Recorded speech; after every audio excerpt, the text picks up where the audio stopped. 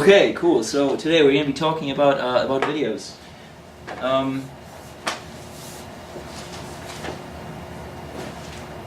Nothing made you happier than seeing this when walking into a classroom as a kid, right? As a kid. As a kid. Probably as an instructor too. Why? It's a simple question, but it really gets you, really gets you thinking. Why? Like, what is, in other words, what is so great about videos? It was fun. Okay, they're fun. Live image. Okay, they're simulating, they're alive. As you guys are brainstorming this, feel free to talk to each other. Also, if you have your device with you, go to menti.com, and then when it asks you for a number, type this. And as you guys are doing that, I'm going to be sort of collecting your thoughts. Okay, so they're fun, they're stimulating, they're alive. Okay, think more in terms of language, because after all, this is what we're doing here. Sound.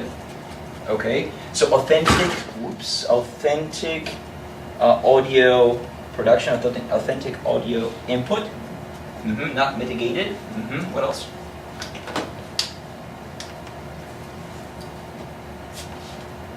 Crosses time. Okay, so we can. How do you mean that? You can see things that were 300 years ago, things that were 200 years ago. Okay, so you can. Okay, great, right? So you can. Okay, so you can engage in culture, time, history, time. With time that is very suitable or conducive to perhaps grammatical instruction. Right? You can go in the future. You can go in the past. If you have any other ideas, and once you log onto menti.com with this number, feel free to type them up. Okay, so it's some sort of a record here. Anything that comes to you, any kind of benefits that you, as an instructor of languages or otherwise, can think of. Okay, so we have a couple things. We have affective factors, right? We've got just it being really motivating, it being a lot of fun. Videos providing authentic audio input. Videos offering the kind of mitigated opportunities to address certain grammatical issues and topics. So now you work a lot with videos. What are the benefits of using these kind of materials in your class? In my case, I think quite unique about work with the video is in Tibetan language we ask, how do you know if someone wants to say something, and how do you know? So there's an evidential mode. So in my case, that's quite important to convey that message, and then practice with that. Sure. Is that Antonio? Yeah, for me. I'm sorry, before you start. As you guys are typing this, your answers should appear here.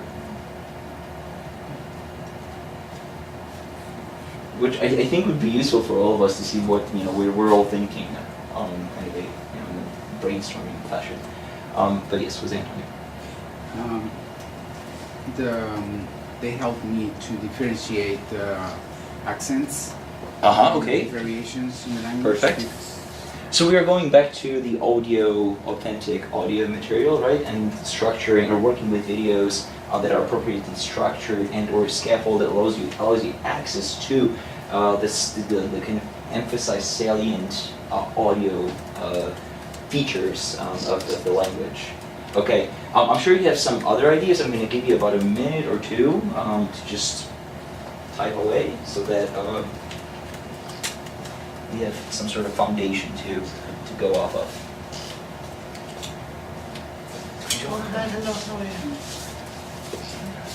This is Alessandra, everyone. Alessandra is with the Italian department.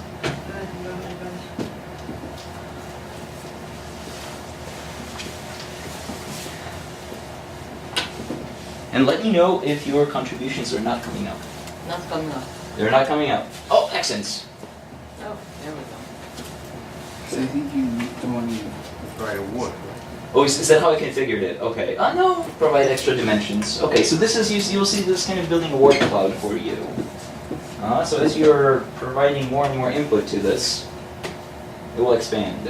And then it will highlight the terms that are repetitive. Alessandra, what do you think about videos and the cool things you can do with them? How do you think of them as a beneficial tool in your classroom? Okay. Let's see. Culture fun. Okay, nice. This is good.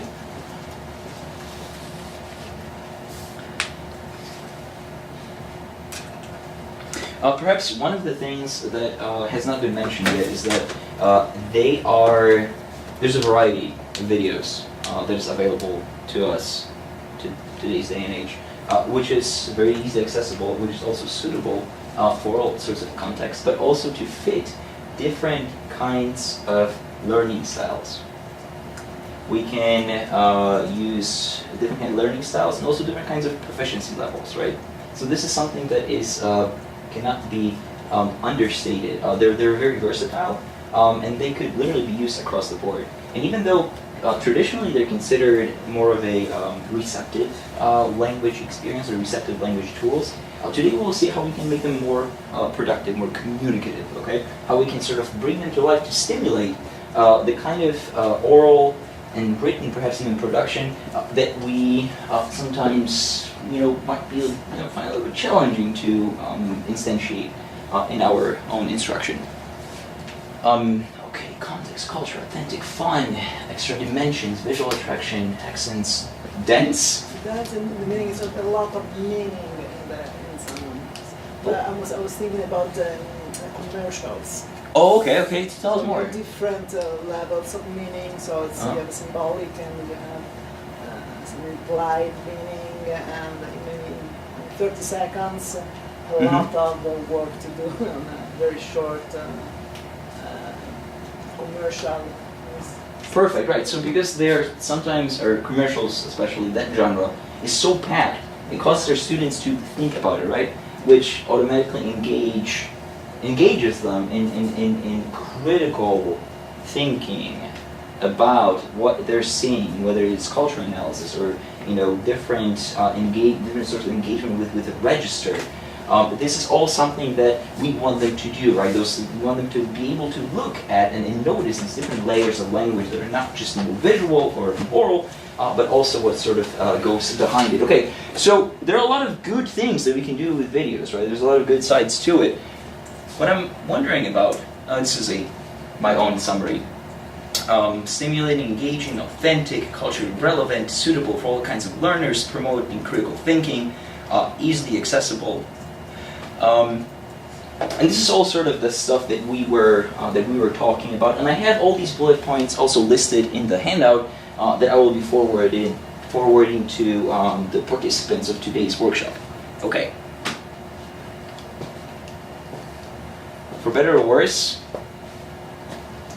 this is at least what I remember from my language classes. And this pretty much summarizes my own experience with interactions with videos. We watch a video, and then there's a worksheet. That's it. What's the problem with it? Maybe there are no problems with it. What do you think? As you pointed out, the switch or transit from receptive to communicative. So it just kind of getting the information is on one way, and then to interact in the content you receive is another kind of level to engage with what you see. Okay. So right. But what I think what this points at is one of the ways in which work with video could be perhaps not intentionally perverted by, okay, well, watch this video, here's a worksheet, and then, pretty much regurgitate what you have just watched, right? Whether it is the dialogue or vocabulary or whatever. It's fine, but it doesn't really make people, or make your students engage in a kind of productive, communicative way. I would like to take this a step further and ask you guys, what could go wrong when you are working with videos? And this is on both on your side as an instructor, but also on the side of your students. Okay, to kind of look at it critically. Okay, And you can base it on your own experiences if you'd like, or just completely abstract it. Okay?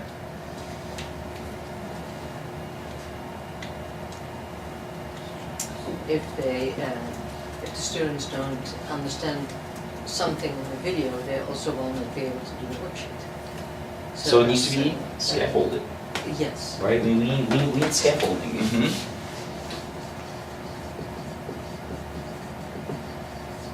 So it's not enough to just show them the video. The material needs to be ready for it. They need to be able to receive it. They need to be provided the context and ideally some sort of target vocabulary form, again, instruction that is focused on forms, so that while watching the video, they can focus on how these forms are used in a authentic, relevant context. So focus on form there.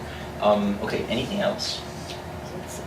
Scaffolding is good, but if the teacher and instructor helps them to scaffold it. So in many cases I use for very short videos. I let the students watch the video without audio. Ooh, great. Okay. So they can concentrate only on the images and what happens, and they try to guess what's going on, what's maybe a piece of a commercial or a movie, so they have to guess what's going on with the protagonist, what did he say, what did he do, why, and so try for maybe a couple of minutes. And sometimes I do the reverse. I let them listen only the audio, and I let them imagine what's going on. And this especially is when I for a movie, when I show a movie. So it's at the beginning, the first 2 minutes, without watching the images, but only listening to the sound. Perfect. Okay, so this is definitely something that we can do with them, and this is one way to bring these two modes of presentation together. One where it's just the video, the other one is just the audio. Is to have students be pair them up. Have one of them watch the video, the other one listen to the audio. Put their phone face down, and then try to have them together recreate the plot with the dialogues. And so it's sort of a modern take on a traditional information gap activity. And those clips don't need to be long. Obviously, 1 minute is more than enough. Okay, I want you guys to do the same thing now, or a similar thing that what we did with the previous slide, where you take a minute or two and write out what comes to your mind.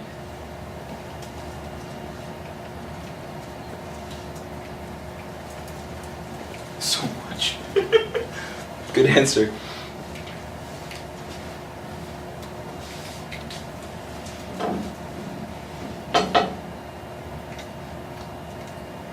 We reinforce the stereotype of a target culture if we don't have time for discussion. This is very good, right? So this sort of ties back into the idea of the importance of appropriate scaffolding. We don't want to propagate certain cultural stereotypes, and make sure that the material is not only culturally relevant but also stays culturally neutral. Too much information. Who submitted that? What do you mean? Too much info?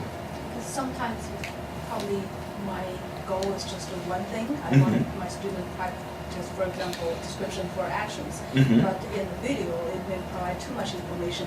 Students may get distracted by other information, useless information, and they actually spend less time on the description of actions or something. Okay, so information overload, right? Again, we need to make sure that whatever it is that they are witnessing, that they're interfacing with, is appropriate, is structured appropriately. And oftentimes, it might prove more difficult to do it than to talk about it. And that's okay. Students don't talk. Why not? I mean, obviously they're not going to be talking over the video, but how is it an issue? Who submitted that? When they're doing the worksheet, they actually not talking. Perfect, yes. If they're working with a worksheet on their own, they are just working with a worksheet, right? We want them to be engaged. Remember, this is, when they're in the classroom, like, this is their time to communicate. I want them to be able to use the language in a communicative fashion. Well, to a greater or lesser extent, I'm not going to get into theory of that. But we want them to be able to talk, and doing a worksheet is not very conducive to that. So ideally, rather than using sort of traditional analog media, there should be something else, right? That might prompt them to interface, to interact with each other a little bit more. And we will look into that shortly. Okay, if you focus the attention on the worksheet, the students may miss the pleasure of watching a movie or any other video. Okay, that is an interesting point. I didn't really think about that. I mean, who would like to? It's Mhm. about this because I think that when you are not in a context of language classroom, so when you watch a video, you don't do exercise after the video. Usually in an authentic life. Mhm. So I think that sometimes it's okay, we watch the movie, but then we have to practice and to understand. So I think it's better to help them to talk about the video, and maybe there is the worksheet, but not as the main focus of watching a video. Mm-hmm. Any comments to that?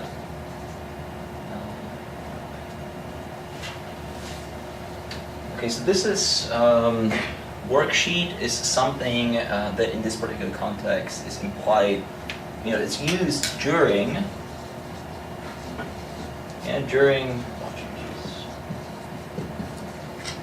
watching, and then if we were to go down this taxonomy, we would also have the third stage, I suppose, would be post-watching. And of course, scaffolding would be most appropriate for the pre-watching stage, right? During watching, we want them ideally to focus on the video, so there doesn't really seem to be a whole lot of interactive ways to do that, right? To have them engage with the content, and let alone engage with it in a way that is communicative. Post-watching, on the other hand, it is, it's a lot more.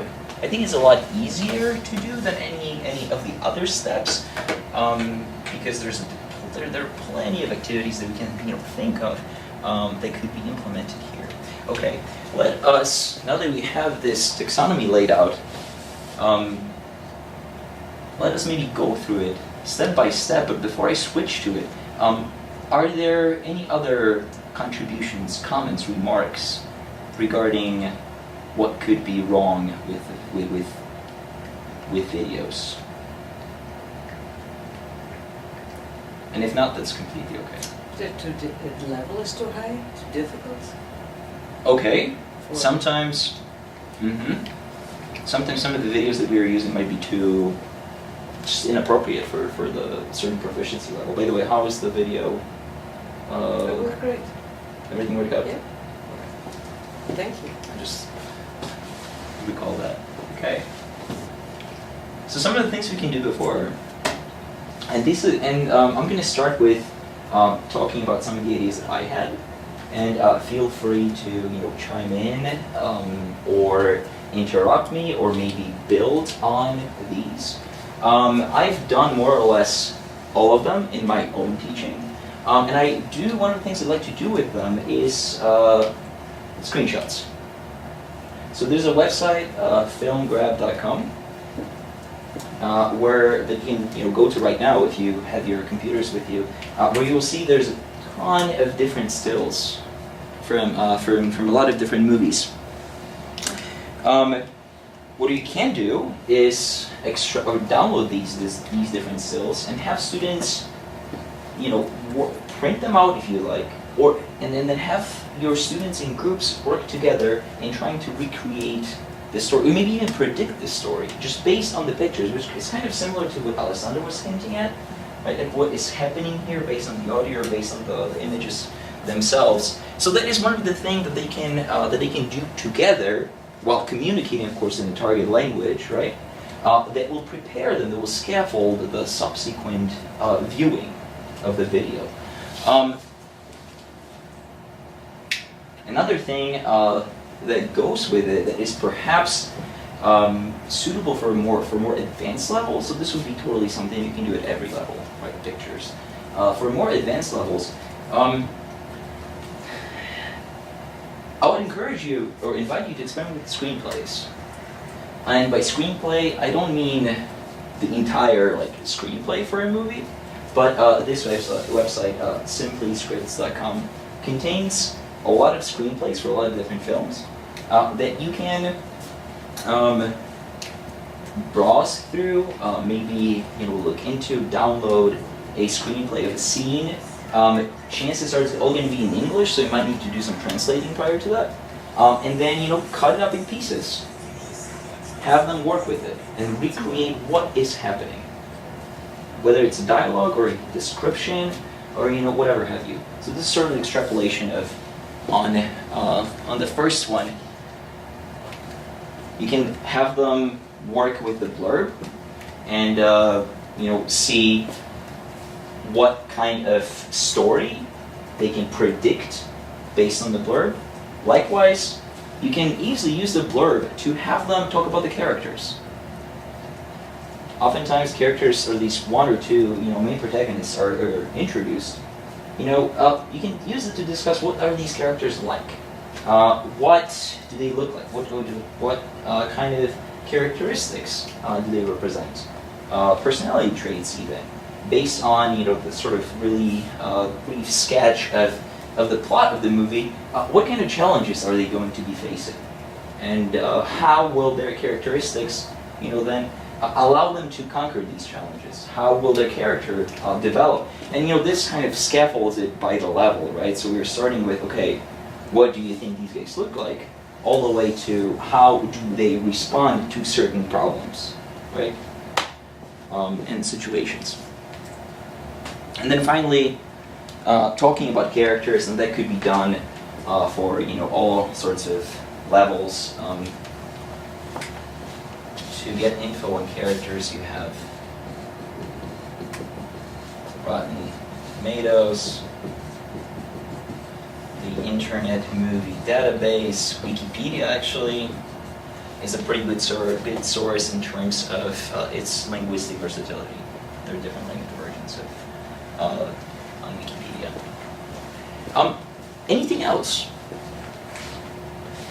Did you say before, are you talking about the pre-watching? Mm-hmm. Before, yeah, pre-watching.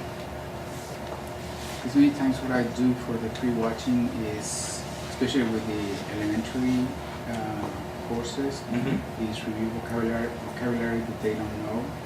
Okay. It's important. Mm-hmm. So that one is always, and also according to whatever they're going to see, I ask them to discuss what is a situation like that in their own environment.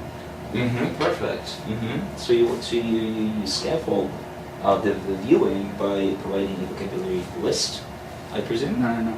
I do usually a PowerPoint.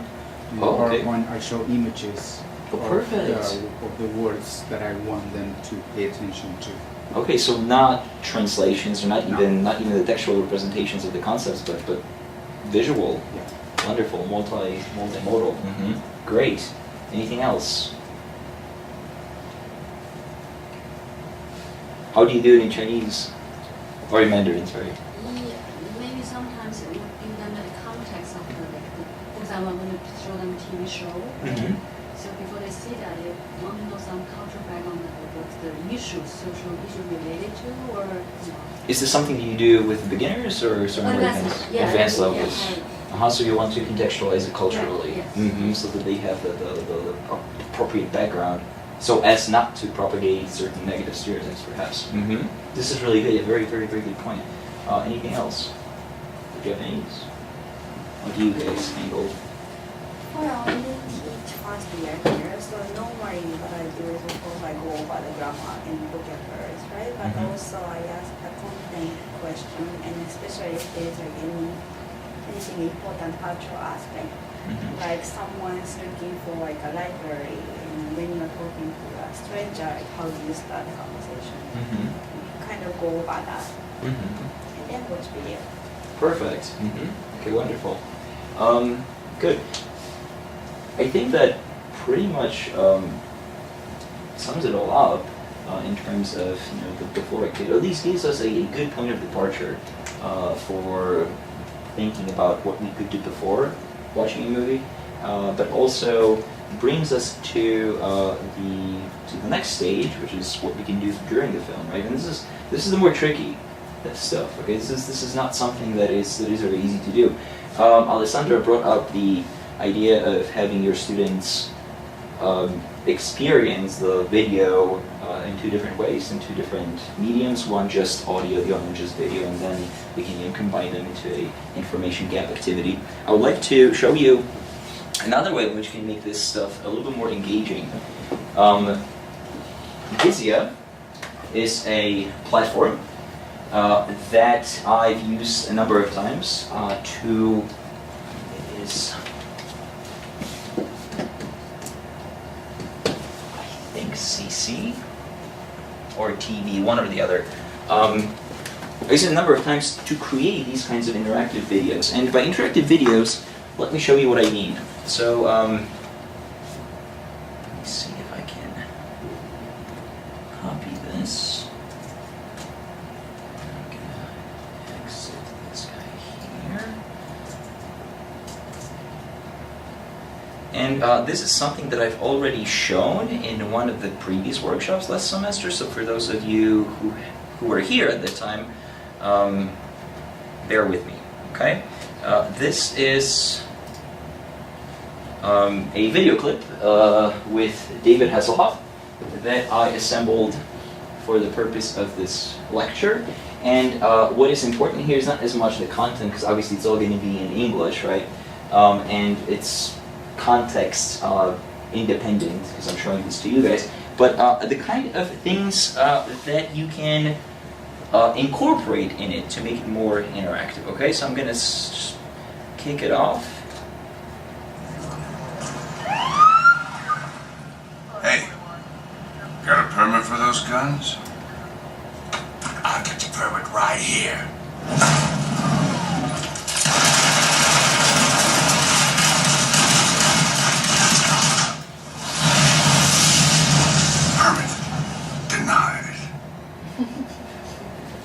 Okay, right?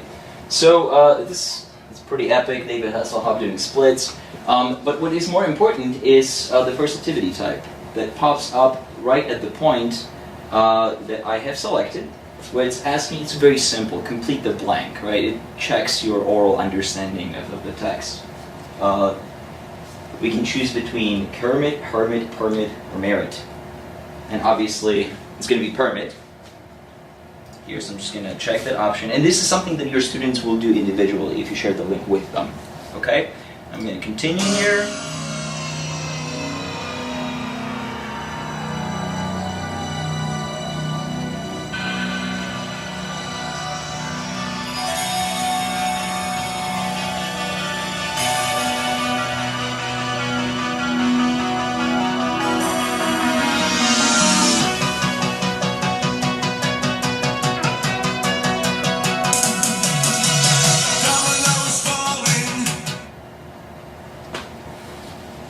Another question, what does the Hoff refer to when he's singing about the falling domino blocks? Is it an allusion to a popular advertisement of Domino's pizza chain? He means it as a metaphor for the mayhem engulfing the 80s metropolis? Or is the first verse in bizarre haiku that is the first stanza of the song? Okay, this might look like the first multiple choice question, but this is actually a poll. Meaning that as your students are interacting with this video, they will choose whatever option seems most right, most appealing to them, and then based on their responses, you will get the poll. And that could be used in many ways. One way to use it would be to see, okay, this is what they're not understanding, or like this is what they're understanding correctly. Another way to sort of reframe this particular feature is to use it as a discussion prompt. You can ask them a question, what do you think, I don't know, is the importance of or what do you think was the situation, the crime situation in the 80s? Was it good, was it bad? You measure sort of the responses, and then based on that, you can address it sort of maybe as a debate. So this is a pretty good starting point. Any other ideas what you can do with this kind of polling question? Again, during the video.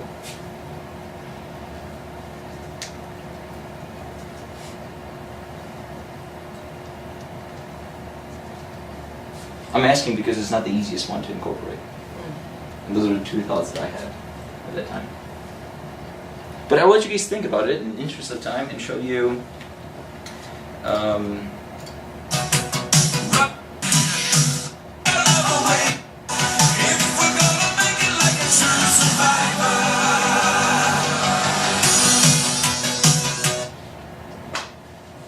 you didn't hear the refrain, but it features an explicit call for action. How is it realized? What vocabulary registers employed? What can you tell about the different parts of speech present? How are they emphasized? What feelings are invoked by the refrain? So this is your typical free response question. And this is something you can, again, pose at any point in the video. The video will pause automatically. Your students will, having fresh recollection of what they've just seen, they'll give the answer. Check their understanding, or I guess degree of interaction. What are some of the questions that we can perhaps ask here? How do you mean that? How do I mean that? Yeah. Well, I mean, I'm clearly here asking about vocabulary, register, feelings, things like that. But any other specific examples of questions that you can think of that you yourself might use in a video like that in your own class, I think would be useful to all of us as a group.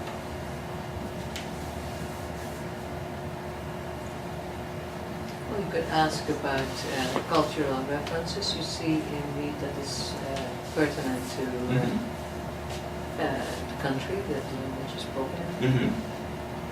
Like, we're going to it. Perfect. Mm-hmm. Anything else? So, cultural contextualization. Nothing. Maybe we could, well, this one is actually the video, so it's really made up, but if we show something like a documentary or something, then we can ask students if it's really typical. Sometimes students see watch a video or something, they think this is Japan, it's all about Japan, but not necessarily. It's just a part of it. So they critically watch the video. Is it really, this incident is it really common, or it's just this? Critical engagement, right? Perfect. So now you're deep in thought. I'm trying to figure out how can we start also a conversation based on this, how to facilitate to engage with a dialogue between the students joining watching this. So not necessarily just focusing on this, but for example, there's an idea of compare and contest. So for example, the idea of earlier there's one pose which shows the permit is denied. So what about the application for a gun? So in your context, in your cultural context, they compare. For some more advanced levels, right? For advanced levels, so they can engage kind of debate or conversation, or give information. What is the practice of gun applications like in your? Well, which is something that you can also ask here, right? What was how does that compare, contrast with your own country, with your own culture, with something you yourself are familiar with, right? This could be a free response question, perhaps. And you don't have to, since this is pause, you don't have to worry about them missing whatever comes after. You can just take 5 minutes there, have them jot down their thoughts, and then discuss them. You haven't played the entire video clips, but just based on what we watched, there are lessons, dialogue. So normally I prefer, I mean, the whole point of, before watching the video, you do numbers of activity because you remove the kind of too much information and then might confuse because of this too much information. You narrow down them with the activities such as he's talking about the vocabulary introducing. So when you come to actual video, then it would be good if you have a targeted activity which goes with the watching video. Okay. Yes. Do you think this is a good idea to do in class so everyone looks at the screen and they discuss, they bring their computers? Or is it a good idea for them to do it at home and then do it in class? I mean, they could easily do it at home. They could. It's nice actually. I think if you do it in class too, it just when you're doing it in class, you have to be careful about how you structure this. So you probably don't want these kinds of free response questions, right? What you could do in class is do a shorter video where like with this question right here, just skip.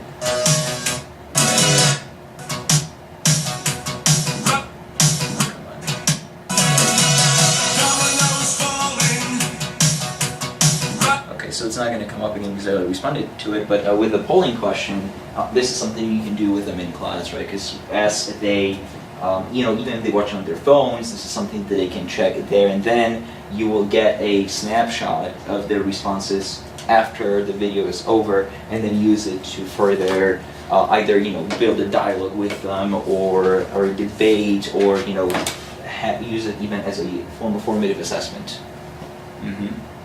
Okay. I'm going to be moving forward. So the tool is Vizia. It is very easy to use. I'm going to show you really quickly how to do it. And if you need more help, I am available to you Monday through Friday, either by appointment, or you can just pop into my office and I'll be happy to go through it one by one on an individual basis. But the URL is Vizia with a Z.co, cc.co as the company. They will ask you to create an account and things like that.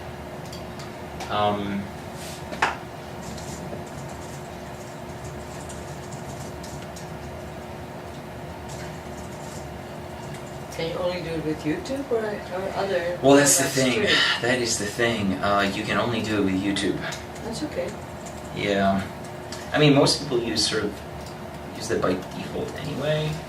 Yeah, YouTube is fine. Okay. So,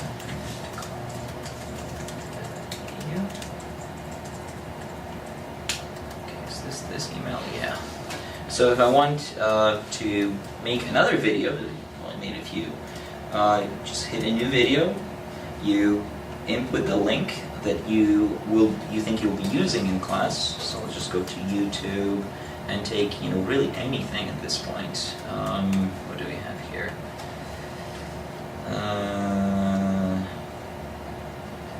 Sure. Let's use this. If you write anything on your computer, you need to get. Don't worry about commercials; they will not be loaded. And this is essentially what you get once it loads, of course.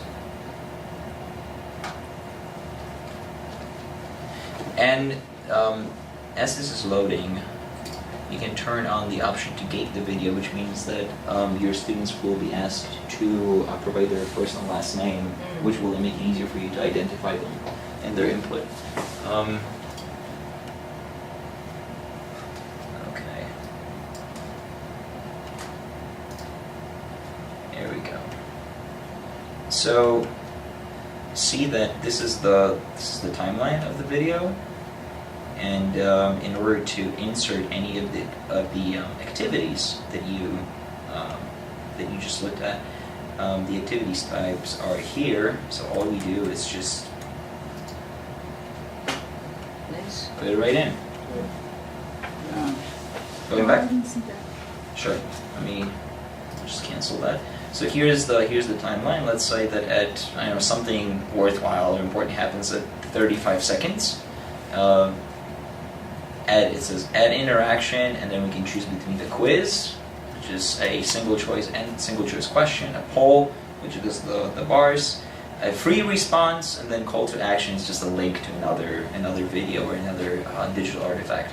So let's say that we want to use a quiz question. Here's the question that we type, and so let's say what's happening here would be our example.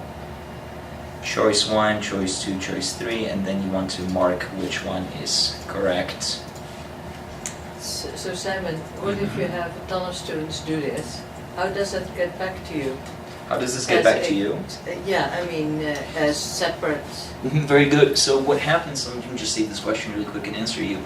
So what happens is when you go into Vizia, into your account, next to each video, there is a responses counter right here, which will tell you how many people engaged with, how many people responded to it.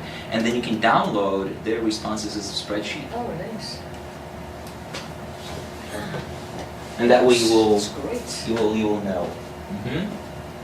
Any other questions?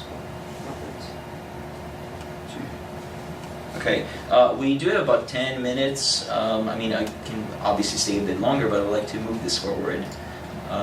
So moving away from Mr. Hasselhoff here,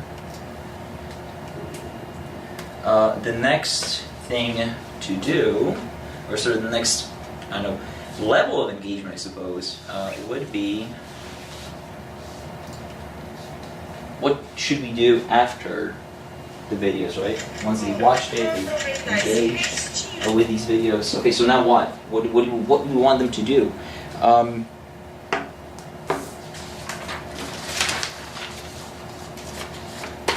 Sonam and I were talking about the intuitive, dialogues. Right? We all do dialogues. We all, have them either reenact one of the scenes in the clip, or maybe imagine how this could move forward, and write something or a dialogue or a scene that enacted in class. That's certainly one way to go about that.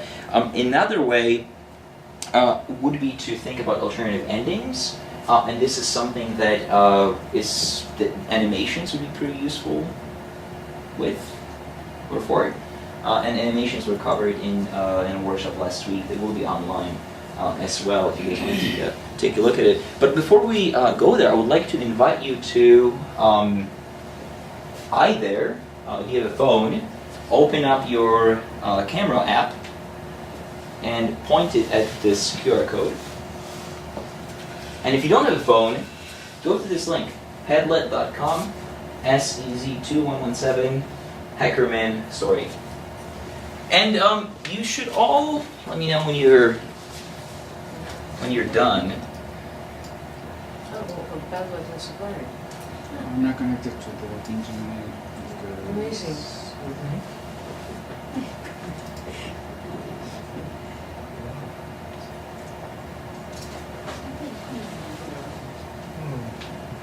Okay, so you should see something like this. You do? Okay, wonderful. This is Padlet. Padlet is awesome. I'm presenting on Padlet this Saturday at Cornell. And I will show you how to use it. It's super easy, open to your students. And now that you have it on your phones or on your computers, you can already interact with it. The idea for this particular activity is to watch this character, Hackerman, hack time, and then think about what will happen next. You can work in groups, and as you're working, you can write a story collectively as a class. Okay? So let's, and I want you guys to do this together and see if this is how this is going to work. So I'm going to play you this short clip. It's only a minute. Wait a minute. Using an RX modulator, I might be able to conduct a mainframe cell direct and hack the app into the download. What the hell does that mean? It means that with the right computer algorithms, I can hack you back in time. Just like a time machine. Well then, it's hacking time.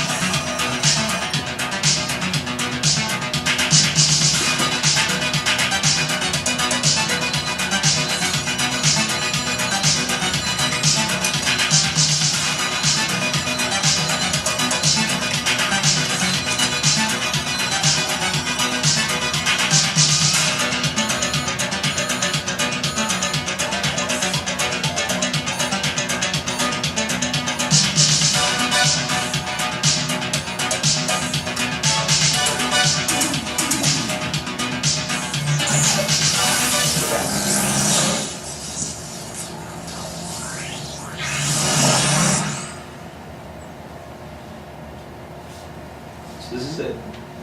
The guy is gone. Now ideally you get together in groups, or collectively maybe as a class even, and discuss in the target language what's going to happen next. And as a teacher, you of course facilitate the discussion just to make sure that everybody's sort of on the same page. And then you start building the story. Okay? So let me begin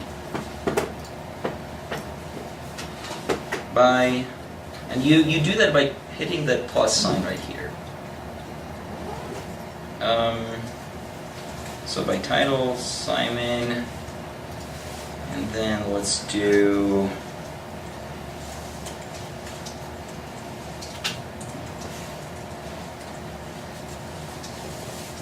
in time, but goes too far.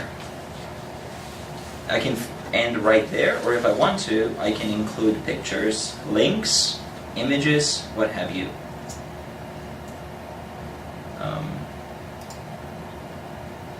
This should. Okay, and that's it. Now I want you to, take a minute or two, and maybe submit some of your own contributions to it by hitting the plus sign on your devices, and then see how it works. Yes. How Padlet is different from the Vizia? How is it different? Yeah. Why we need to use Padlet? What is the advantage of using two of these? Well, this is something that you can interact with. As in, with Vizia, you have a video, and your students obviously interact with it, but it's not something that is productive. It is not something that's, unless we were talking about the pre-response questions. With this, right? With this, you can structure it. Now for me, Hackerman needs to die. He stopped. So you will see that with this, students already building a story. I mean, in our case, this is obviously not a real story, but it's it's here to illustrate a certain point. Okay.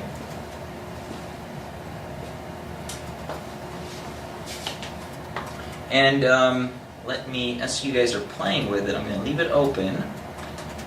Go to Padlet.com.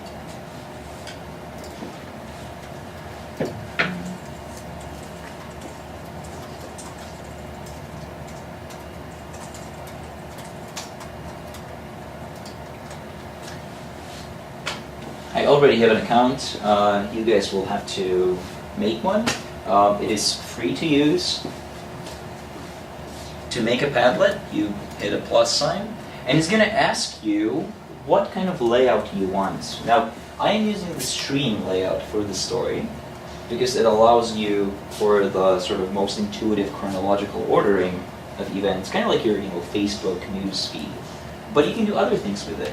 Another thing that is super popular is a canvas, which is a little bit different.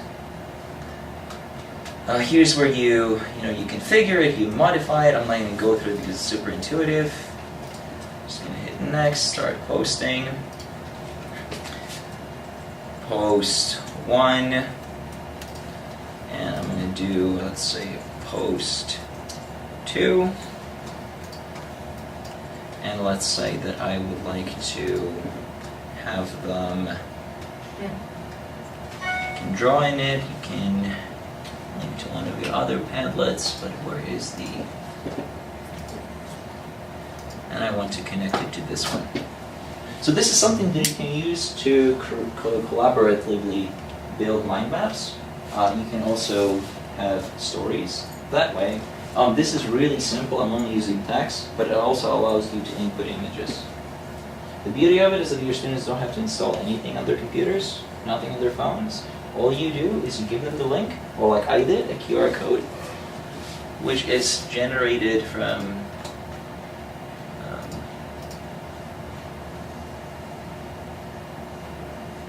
where are we? Here's the link. Close, share. Right here, they point their cameras, they have access to it. Okay, I'm going through this really fast, but we are seriously running out of time. There's one more thing that I wanted to at least show you. If you need help with this, I will be happy to either come to you or invite you to my office, or we can meet at some point in the middle. But you shouldn't be by any means overwhelmed by it. Okay? And then last but not least, is this one storytelling. And last but not least, in my email, I was talking about, I don't know if I mentioned in this current email, but one of the things that we mentioned here was alternative endings. How students can think of and engage in alternative endings to a story. How the video prompt can be used as a start of a communicative activity that then produces, or a task that then produces different endings, different output.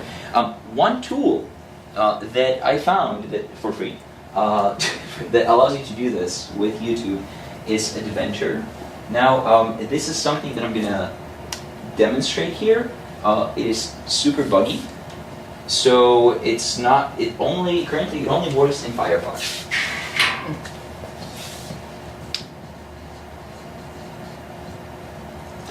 So you gotta have Firefox on your cell phone or on your computer. Ideally on the computer.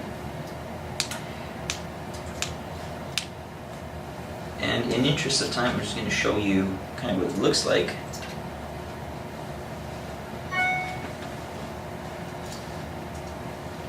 Oh, see? Okay, so this is what happens when you try to kick it off in something. It's not Firefox. So let's just go to Firefox. This should work. Hopefully, fingers crossed, maybe.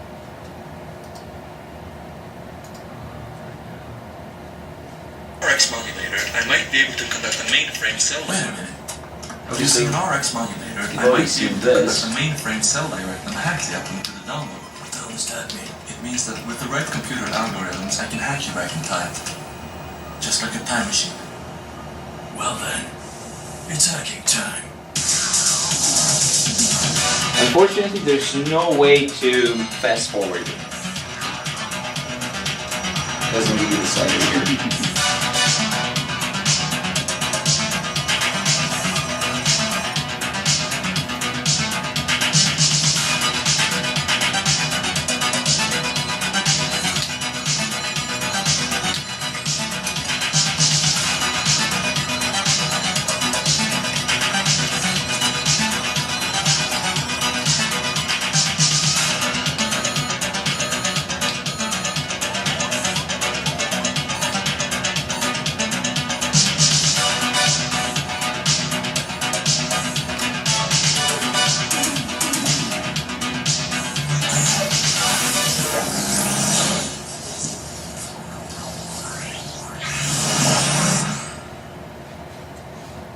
So now we can choose whether he's going to the past or to the future. Ride to Asgard. A ride on what? And here's where he goes to the past, and so on and so forth. I'm going to pause this right now because we are out of time, speaking of time travels. And if you're interested in how this particular guy works, because it's really only used, it's not as versatile as the other two tools. It is only useful for situations where alternative endings are possible. I'm going to stay here and show you guys the ropes, so to speak. And if you, where are we?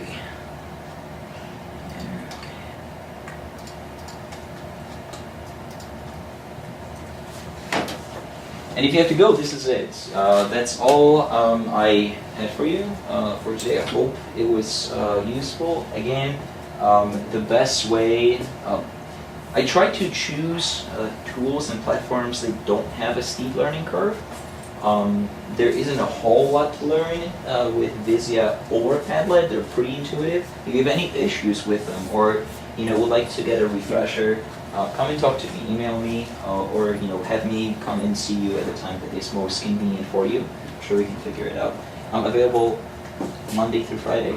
And then next week, I was thinking about doing, but continuing this whole storytelling theme with spatial learning and linguistic learning, and how we can incorporate that in and outside of the classroom. Okay, but this is it for now. Thank you. Yeah, So this is it for now. Thank you for coming. Wonderful turnout.